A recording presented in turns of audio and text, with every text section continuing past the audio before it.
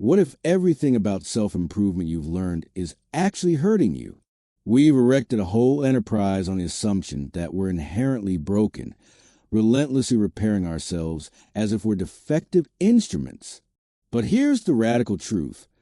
The core belief that you need correction is the sole broken element.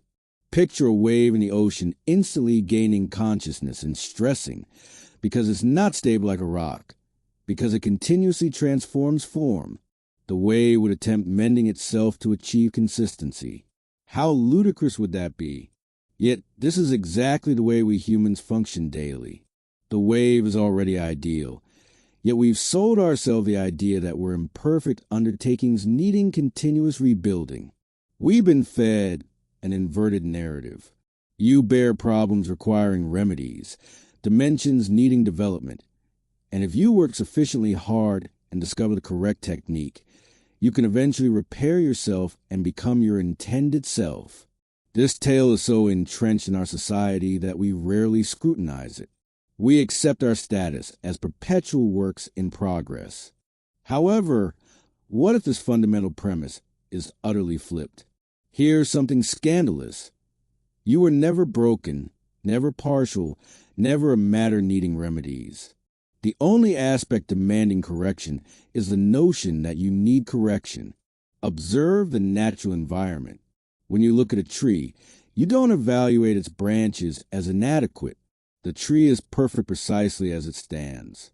It expands and adapts to its conditions, yet doesn't conduct conferences about self-improvement. We as humans have cultivated this ability to become our own judges and supervisors. We stare in the mirror and view a remodeling job needing attention. Trees develop understanding as well, determining which path to develop toward brightness, how to sink roots deeper. Yet trees don't punish themselves about deficient tallness. They respond innately to what life brings. The difference is trees have confidence in their being, while we've learned to question ours. We've been programmed to assume our urges are dubious, our answers presumably mistaken. So we develop an internal supervisor evaluating everything we do. Am I accomplishing sufficient work? Am I evolving at the correct rate? It's exhausting, like harboring an obsessive manager in your thoughts, endlessly finding you wanting. But this supervisor isn't you. It's assimilated assessments, adopted expectations from family, educators, and culture. You've taken in a committee, causing you to feel endlessly insufficient. Yet who observes this panel? Who watches these critiques? Something in you watches this drama without being caught up. That presence is your authentic self. You're not the beliefs about yourself.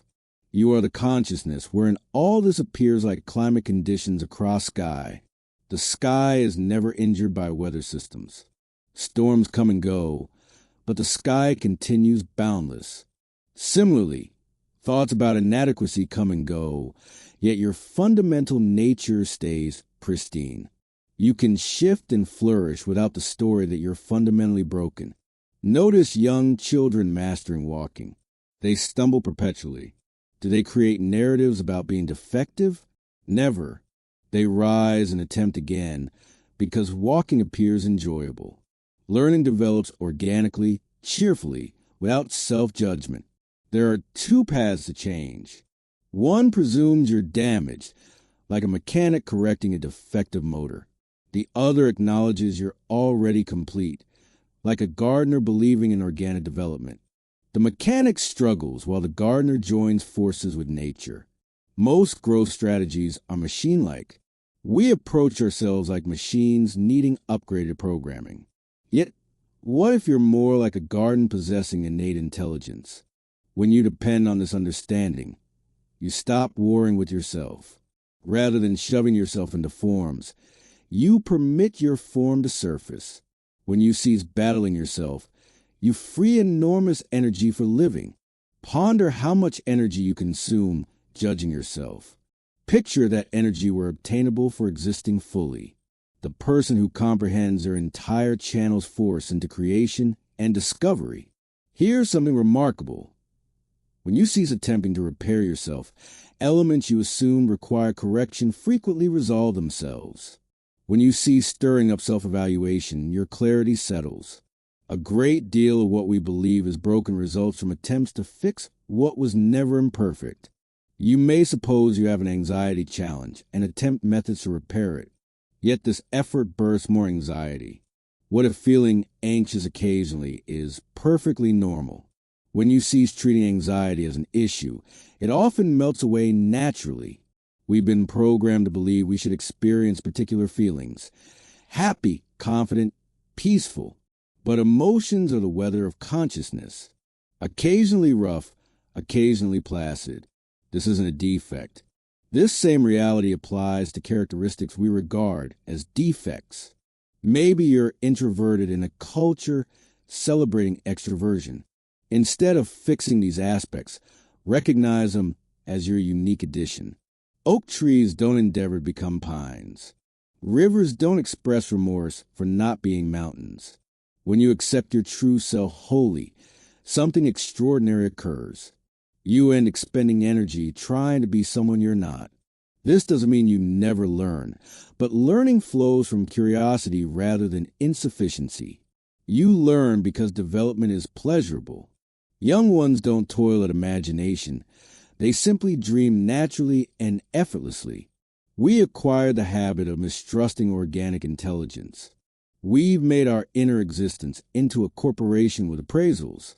However, your true nature remains, waiting for you to realize you were never incomplete to begin with. Here's a paradox.